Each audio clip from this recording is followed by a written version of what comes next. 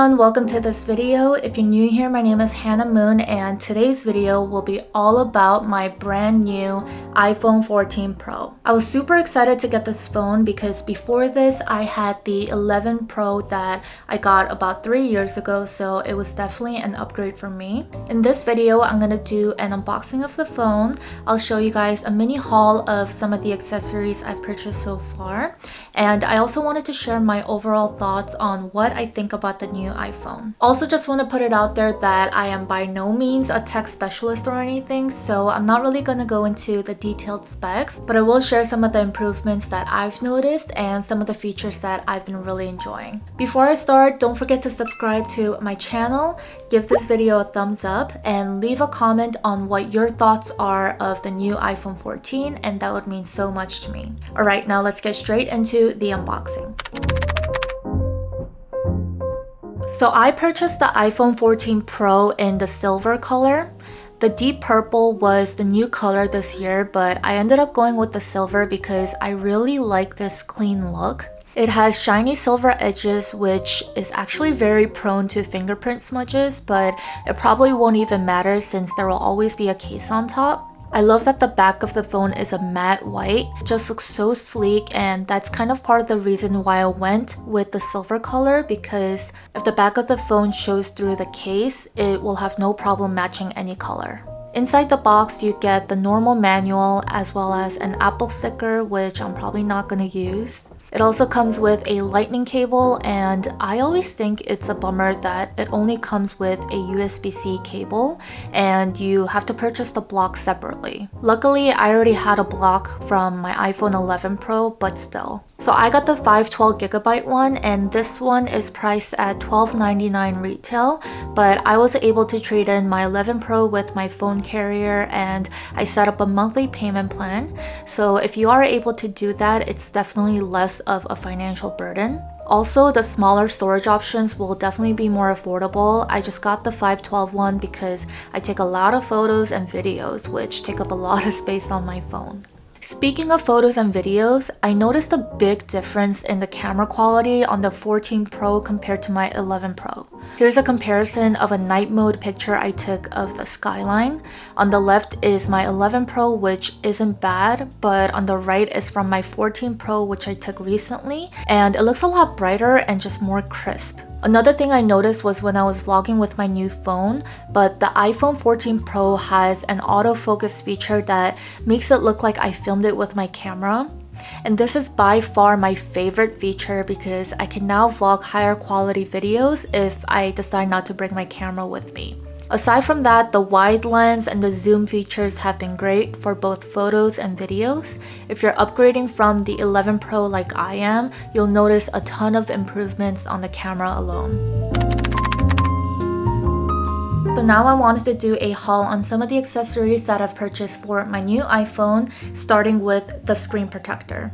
I always make sure to get the tempered glass screen protector to prevent my screen from cracking, and I've gotten it for all the iPhones I've had before, and my actual screen has never cracked. I will say the one that I got for my 14 Pro has to be my favorite one by far because it was so easy to apply. I purchased it from Amazon, and it basically comes with an installation plastic cover that you put on top of your screen, and all you have to do is literally run your finger down the center to laminate it and take it off to smooth out any remaining bubbles. This was the first thing I did when I picked up my phone from the store, and I actually did it there, and it was just super easy to apply. I tend to be very picky with my screen protector because even if it's a little bit crooked or I see the dust inside, it bothers me a lot. So if that's you, I would highly recommend this screen protector because there's very little room for error. I also bought the version that comes with two, so if you do mess up or your first one happens to crack, you always have a backup.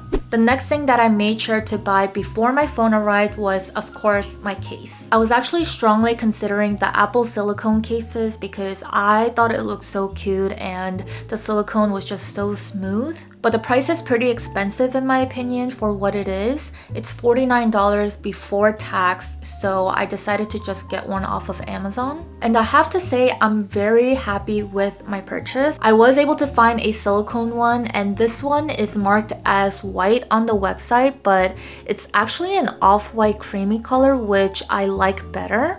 I don't know about you guys, but my one pet peeve about Amazon accessories sometimes is that a lot of them have like really big branding or logos on the case. And that kind of turns me off a little, but this one has no branding at all. It's a totally plain solid case, and I really appreciated that. This one is priced at $26.97, so it's cheaper than the Apple one, and I love how it covers the entire backside, including the area surrounding the camera lens. It also has raised edges around the camera, so your lenses will definitely not get scratched. A lot of cases have very minimal raised edges, so sometimes your camera still gets scratched, but this one, I don't think you would have a problem with that. I was also considering if I should get like a lens cap for my cameras because they also sold out on Amazon, but I didn't want to affect the quality of my photos and videos, and I felt that this case was protective enough. Also, this is MagSafe compatible, meaning it works with the Apple MagSafe charger as well as any MagSafe accessories. What I really liked was that this one doesn't have that like circle in the back that a lot of MagSafe cases have. It's totally hidden within the case to provide a solid color, so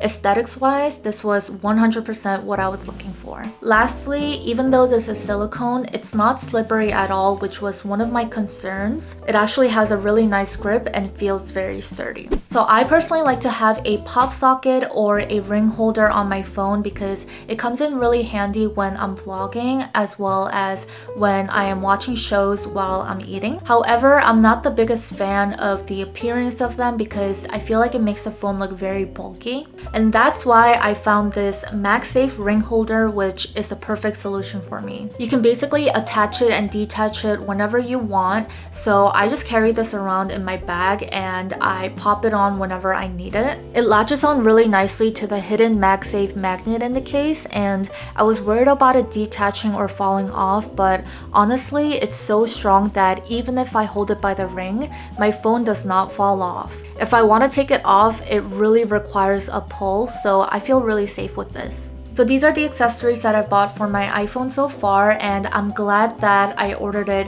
in advance so that it was ready when I got my phone. I'm also going to be purchasing the Apple MagSafe chargers because I really wanted to try it out. It's basically a snap-on magnetic charger so that you don't need to plug in the actual cable into your phone. I think it'll be really convenient, and it's also going to be compatible with all of my accessories, which is a plus. I've read mixed reviews about it though, so I'm gonna have to test it out for myself and see how it is. So overall, I'm really enjoying my new iPhone. I'm still getting used to the new iOS update, but I really loved how the home screen and the lock screen were customizable and you can add little widgets now on your lock screen. I found that to be really useful, but the only thing that kind of bothers me is I don't really like how the notifications pop up at the bottom. Aside from that, I've already mentioned that I've been loving the camera and video quality, so I'll definitely be using my iPhone more for my vlogs. I'm gonna leave all the links in the description for everything that I've purchased, so if you are interested as well, make sure to check that out. Let me know in the comments if you've also purchased the iPhone 14 series and how you've been liking it, or if you're still thinking about getting it and you have more questions, I'd be happy to answer you if you leave it in the comments. As always, thank you guys for watching, and I hope you stay tuned for my next video.